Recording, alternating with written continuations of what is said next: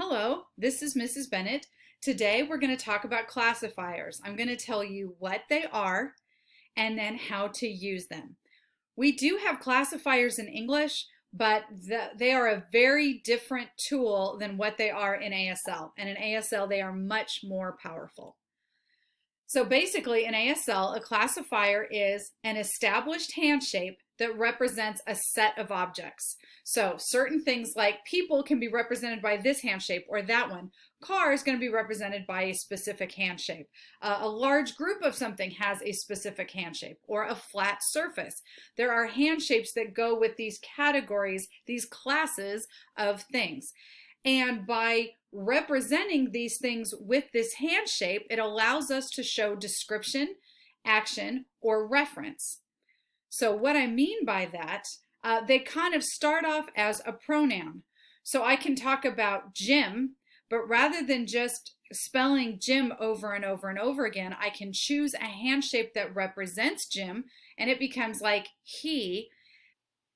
And yes, I can just use deixis to represent Jim, but then he's static. All he can do is stand there. Classifiers are going to let me give him action and let him move around. So it's a lot more powerful than deixis. But then that hand shape isn't just Jim standing there. He can then do things and go places, and you can see where he is, what he's doing, what is near him, in his relation to other people and other objects. So classifiers often begin as a pronoun, but then become adjectives as they describe what things look like. They become verbs as they show action, and they become prepositions when they show reference. Jim is under the tree. He's next to the car. He's under the table. I don't know where Jim went, but Jim can go all sorts of places, and that classifier shows his location. So that's where he's a preposition. Here's how to use a classifier. First and foremost, we need to establish what the classifier represents. For example, I can't just walk up to somebody and say, hand it to him. Without any kind of context, we don't know what it is, who he is, and that sentence isn't going to mean anything. Classifiers work the same way. We need to talk about and introduce what the noun is first before we can turn it into a pronoun or give it action or let it do any of those other things. So that's what we need to do first. If I'm telling you a story about my Aunt Millie's Honda, I need to establish Aunt Millie's Honda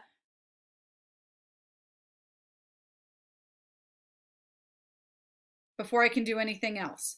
If I'm talking about this guy named Jim, I need to establish that there's a man named Jim in my story. And then as I establish each of those nouns, I can pick the appropriate hand shape to go with them. Aunt Millie's Honda is going to need a 3 hand shape because it's a car. Jim, as a person, would probably be well represented with a 1. So I'm going to say Aunt Millie's Honda and then put it here.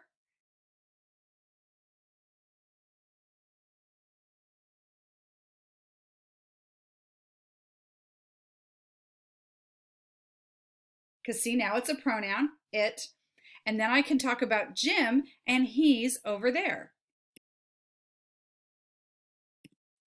Now I'm going to use my sign space, this area in front of me, to show locations and actions, right? So if Aunt Millie's car is parked over here and Jim walks up to it, then that's how that's going to look. Here's the location of Aunt Millie's car. Here's the action of Jim walking over to it. And while I'm doing all this, last but definitely not least, I'm going to follow the movement with my eye gaze. I'm going to watch Jim walk over to the car, and I'm going to use matching facial expressions. Now, there might not be a lot going on with Jim and Aunt Millie's car, but if there were something dramatic, like Susan falling down the staircase, then I need a facial expression to go with that, where Susan's in a lot of pain and scared, and it's bad that she's tumbling down the stairs. So my facial expression needs to match what's going on in my story.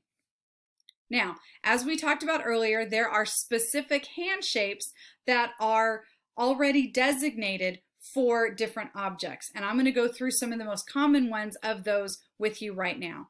First, we're going to talk about a 1. And you just, in the example I just gave you, Jim was represented as a 1 as he walked up to Aunt Millie's car, right? So that can be any one of a set of long, thin objects. It can be something sort of mid-sized like a person. It could be something large like a pole or a log. It can even be something small like a pencil. That's why it's really important that we label it, because otherwise it's just a 1 standing there and doesn't mean anything. Next, we have a caret or a 2. You can represent it with a 2. It can show eyes, like somebody staring or somebody walking. In my story about Jim and Aunt Millie's Honda, I could have had Jim walk to the car this way. It could even be somebody laying down, like Jim laid across the hood of Aunt Millie's Honda. Then it would look like this. 3 is wheeled vehicles, like a car, like a bicycle, like a wagon, Aunt Millie's Honda. 5 hand shapes are used for large groups of objects, like a big crowd of people or a line of people waiting for something. Or when you sign the national anthem, if you're talking about the stars on the flag, that is represented with a 5 classifier. So first I say stars, and then I show how they look on the flag. Otherwise, it could be just polka dots. It could be all sorts of things. B hand shape is used to represent flat surfaces. So whether that's a tabletop, a door, a window, a wall, the hull of a boat, all of those flat surfaces are represented with a flat hand shape, a B hand shape. C is used for cylindrical objects. The most obvious is like a drinking glass, but it could also be a telescope or a microscope. F, this one's really specific. F hand shapes are used for small, flat, round objects, like coins in your hand, like buttons down the front of your shirt, like polka dots on Minnie Mouse's dress.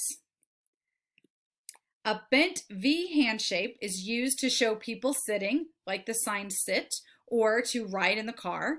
It can also be used to represent animals, like a dog running, or a bug crawling across the table. And the last one in this particular set is the I love you hand shape, which seems kind of silly, but that's actually used for the sign airplane. So you can sign airplane, but then it doesn't have to just be a noun. It can take off. It can fly through the sky. It can, it can hit some turbulence, and then it can barely swoop past the top of a mountain, and then finally come in for a safe landing.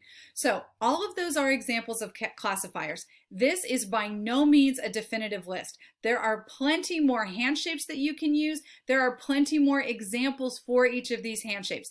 This was just enough to get us started. So we're going to go with some examples now, and hopefully you can see exactly how they're used. Look for the 4 steps in each of these examples. Happy signing!